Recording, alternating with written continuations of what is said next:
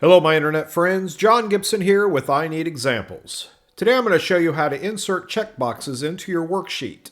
I will include the worksheet I am using in the description below. While you're down there, please like and subscribe, and if you would like to, leave a comment about this video, or if there's any Excel topics you would like to see, let me know about that also. Before we start, the first thing we need to do is add the Developer tab. To do this, simply go to File, Options, and then click on Customize Ribbon, and then under the Customize Ribbon, you will look for Developer and make sure it's checked, and click on OK. Now that we have the Developer tab in place, let's first select our cell that we wish to place our checkbox. So we're going to go with B4, click on the Developer tab, click on Insert, and click on Checkbox Form.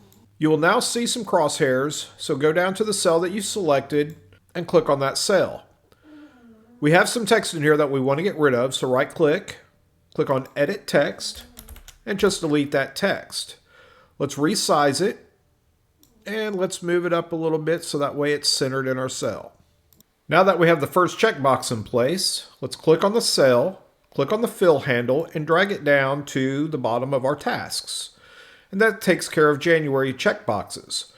Now, keeping all of the checkboxes selected, let's grab our fill handle again and we'll go over to December. Now all of our months have checkboxes for all of our bills. We can now check off each bill that we have paid throughout each month.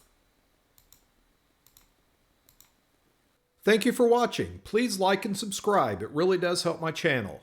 Leave a comment below to let me know if this video was helpful or if you would like to see a video on a specific Excel topic.